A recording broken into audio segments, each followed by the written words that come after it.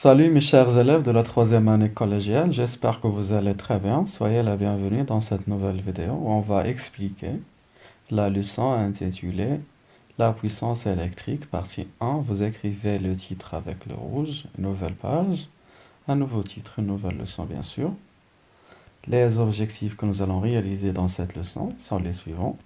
Connaître la puissance électrique, connaître la relation entre la puissance électrique P et les grandeurs physiques, la tension U et l'intensité du courant I, et connaître les caractéristiques nominales d'un appareil électrique. Et à la fin, calcule la puissance électrique consommée par un appareil de chauffage. Voilà, on commence par le premier paragraphe, grand 1, notion de puissance électrique. Qu'est-ce qu'une puissance électrique, mes chers? On commence par expérience, on écrit avec le bleu. On branche successivement deux lampes différentes, L1 et L2, portant successivement ou bien respectivement les signes suivants qu'on voyait. L1 comporte les signes 5 watts 12 volts et L2 2 watts 12 volts, avec un même générateur dont la tension égale à 12 volts, comme le montre figure suivant, c'est tout, vous voyez.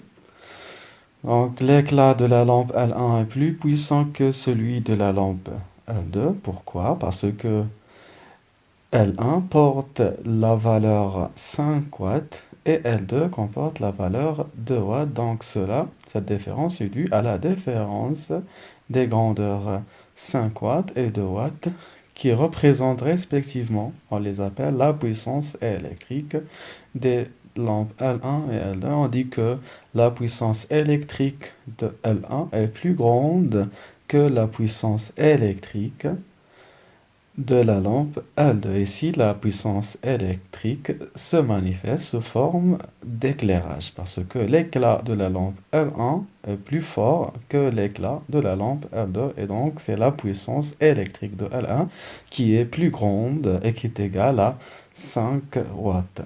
Voilà. On écrit conclusion.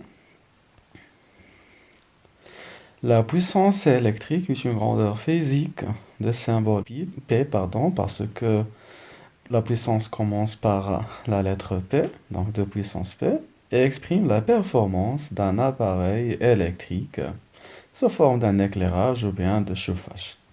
Dans le système international des unités, la puissance électrique s'exprime en watts. C'est l'unité de la puissance, c'est watts de symbole W. D'accord? Donc le symbole de la puissance est P, son unité c'est watts de symbole W. Nous utilisons également des unités de puissance suivantes. Les sous-multiples de watts, c'est le milliwatt, puisque 1 milliwatt égale 0,001 watts, c'est-à-dire 10 puissance moins 3 watts. Et les multiples de watts, comme le kilowatt, c'est la puissance d'un fer à repasser, par exemple, 1 kilowatt égale à 1000 watts, 10 puissance 3 watts. Et le mégawatt, MW, c'est la puissance d'une voiture, d'accord? 1 mégawatt égale à 1 000 000 watts, c'est-à-dire 10 puissance 6 watts. Et le gigawatt, GW, c'est la puissance d'un train ou bien d'un avion. 1 gigawatt égale 1 milliard, ou bien 10 puissance 9 watts. Donc, quelle est la relation entre la puissance et la tension et l'intensité? C'est ce que nous allons voir en écrit. Grande puissance électrique consommée par un appareil électrique. On commence dans le cas d'un courant continu. D'accord? Il y en a deux types de courant, courant continu, courant alternatif. Très bien. Expérience.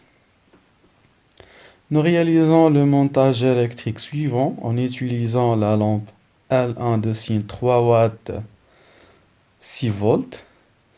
Puis nous mesurons l'intensité du courant qui traverse, bien sûr, la lampe et la tension entre ces deux bords.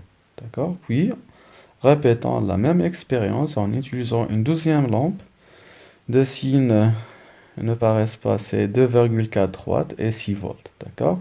Et on remplit le tableau suivant. Vous voyez le montage. Nous avons dans le montage un ampèremètre pour mesurer l'intensité et un voltmètre pour mesurer la tension entre les bornes de la lampe, de chaque lampe. D'accord? On commence par un et on mesure la tension et on trouve, voilà, regardez, 6 volts. Et on mesure l'intensité, on trouve 0,5 ampères.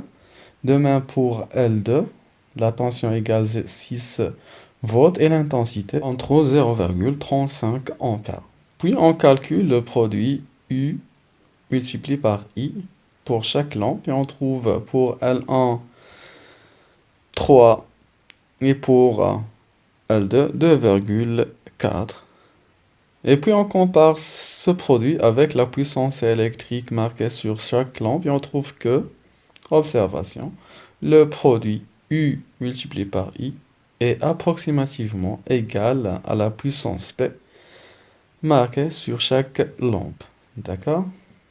Par conséquent, on dégage la relation suivante. On écrit conclusion. La puissance électrique consommée par un appareil électrique en courant continu de 5 volts DC est égale au produit de la tension appliquée entre ces deux bornes et de l'intensité du courant qui le traverse, exprimée par la relation suivante. P égale à U fois I, puisque P c'est la puissance électrique consommée en watts, U c'est la tension électrique entre les deux bornes de l'appareil en volts V, et I c'est l'intensité du courant électrique traversant l'appareil en ampères A. Fin de cette partie, j'espère qu'elle vous était claire comme de l'eau de roche, mes chers élèves. Prenez soin de vous, à très bientôt.